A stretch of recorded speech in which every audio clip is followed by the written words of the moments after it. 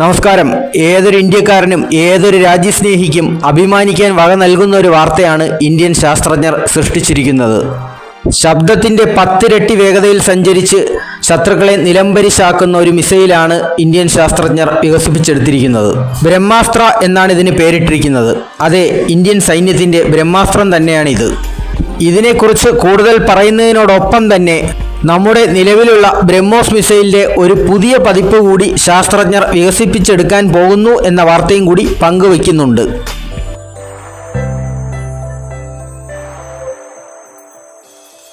ബ്രഹ്മാസ്ത്ര എന്ന മിസൈലിൻ്റെ കാര്യം തന്നെ ആദ്യം നോക്കാം. ഇതിൻ്റെ വേഗത എന്ന് പറയുന്നത് മണിക്കൂറിൽ 12,144 കിലോമീറ്ററാണ്. അതായത് ന്യൂഡൽഹിയിൽ നിന്ന് വാഷിംഗ്ടൺ DC വരെ എത്താൻ ഏതാണ്ട് 1 മണിക്കൂർ സമയം വേണ്ടിവരുമെന്നർത്ഥം. എന്നാൽ യഥാർത്ഥത്തിൽ ന്യൂഡൽഹി മുതൽ വാഷിംഗ്ടൺ DC വരെ പോകാനുള്ള റേഞ്ച് ഒന്നും ഇതിനില്ല. വാഷിംഗ്ടൺ DC എന്നുള്ളത് നമ്മുടെ ടാർഗറ്റ് അല്ലാത്തതുകൊണ്ട് തന്നെ അങ്ങനെ ഒരു ഉദ്ദേശത്തോടു കൂടിയൊന്നുമല്ല ഈ മിസൈൽ നിർമ്മിച്ചിരിക്കുന്നത്. 1500 കിലോമീറ്ററാണ് ഇതിൻ്റെ റേഞ്ച്.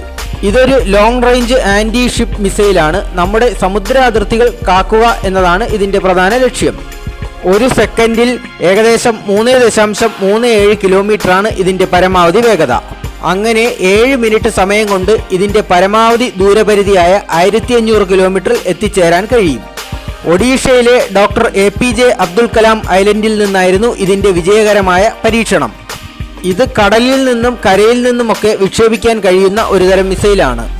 ഇന്ത്യ തദ്ദേശീയമായി വികസിപ്പിച്ചെടുത്ത ഹീറ്റ് റെസിസ്റ്റന്റ് ടെക്നോളജിയാണ് ഇതിൽ ഉപയോഗിച്ചിരിക്കുന്നത്. അതുകൊണ്ട് തന്നെയാണ് യാത്രയിൽ ഉടനീളം ഇതിന് ഹൈപ്പർസോണിക് സ്പീഡ് മെയിൻറ്റെയിൻ ചെയ്താലും ഇതിൻ്റെ പാർട്സ് ഒന്നും ഉരുകി നശിച്ചു പോകാത്തത്.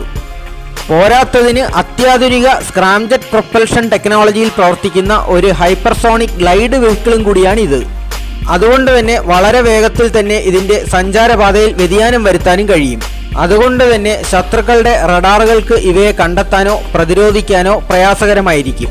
ഇത്തരത്തിലുള്ള ഒരു മിസൈൽ ഇന്ത്യ ആദ്യം വികസിപ്പിച്ചെടുക്കാൻ പോകുന്നു എന്ന് കേട്ടപ്പോൾ ഈ മേഖലയിലെ പല വിദഗ്ധരും അഭിപ്രായപ്പെട്ടത് ഇതിന് ശബ്ദത്തിൻ്റെ 6-7 ഇരട്ടി വേഗത മാത്രമേ ഉണ്ടാവുകയുള്ളൂ എന്നാണ്. എന്നാൽ ആ പ്രവചനങ്ങളെല്ലാം കടത്തി വെട്ടിയിരിക്കുകയാണ് ഈ മിസൈൽ.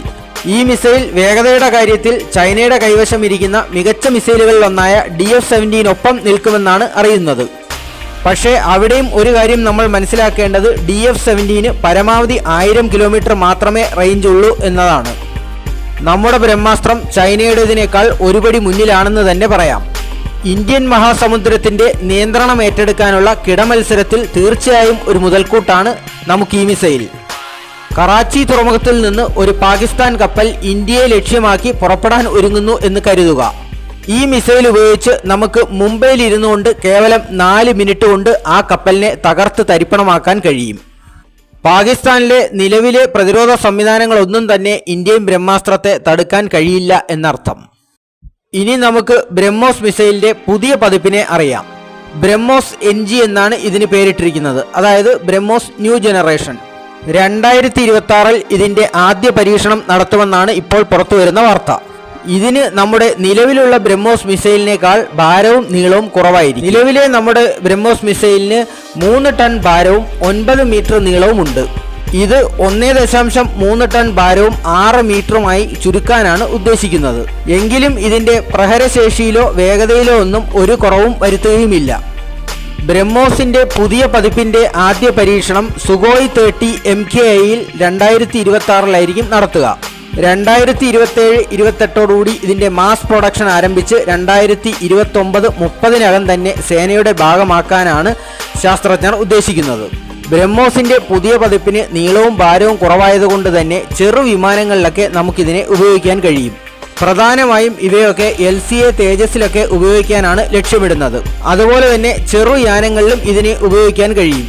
വേണ്ടി വന്നാൽ ഇവയെ ഡ്രോണുകളിൽ പോലും ഉപയോഗിക്കാം. അതിവേഗം വളരുന്ന നമ്മുടെ പ്രതിരോധ ഗവേഷണ രംഗത്തിന് എല്ലാവിധ ആശംസകളും നേരുന്നു. ജയ് ഹിന്ദ്.